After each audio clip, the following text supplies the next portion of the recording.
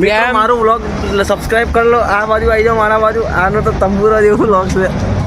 અરે શું વાત કરે, પોતાને ભાઈએ પોતે બ્લોગિંગનું ચાલુ કર્યું છે અલગથી. તો હવે બધાને પોતાની તરફ ખેંચી 1 રહ્યું છે. મિલિયન સબસ્ક્રાઇબર આવી જાઓ મારી પાસે. કેટલા? 1 મિલિયન. તો કેટલા આપણે સ્ટાર્ટિંગ છે. હું પ્રમોશન તો નહીં કરતો પણ તો સપોર્ટ મને કરવાનો હોય કે તને કરવાનો હોય? ગોલ્ડન પ્લે બટન બી છે અને ડાયમંડ પ્લે બટન હવે આવવાનું તૈયારી છે. તારે એટલે બનાવવા દીધું છે. આ જો ને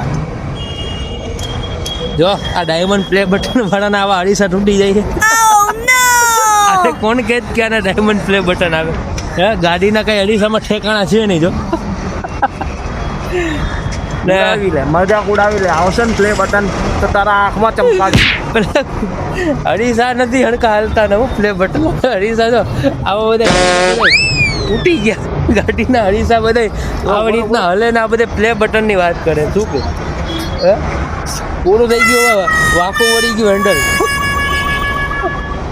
આ પ્લે બટન વાળા અગર સ્પ્લેન્ડર ના હોય વાલા એને નાના ઉભું પ્લે બટન વાળા પાસે પ્લે બટન વાળા પાસે કઈ સ્પ્લેન્ડર ના હોય વાલા. શું કે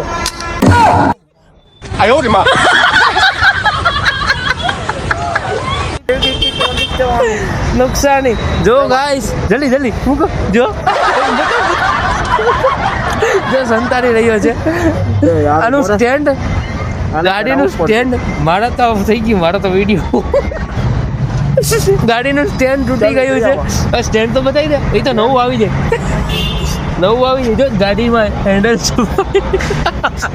ભાઈનું હેન્ડલ અહીંથી દેખાય જ છે. કરવું પડશે.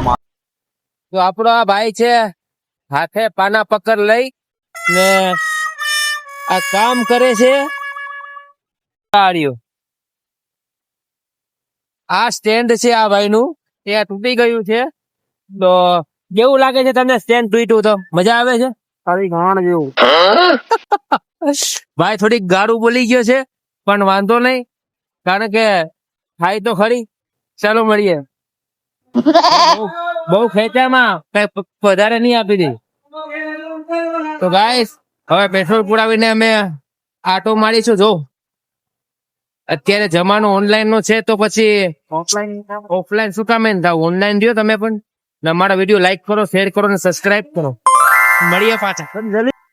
ગાઈસ હવે અમે જઈએ છીએ ઘરે. ઘરે જવાનો ટાઈમ થઈ ગયો છે ને મળીએ કાલે એક નવા સ્ટેન્ડ સાથે ને નવા સાથે.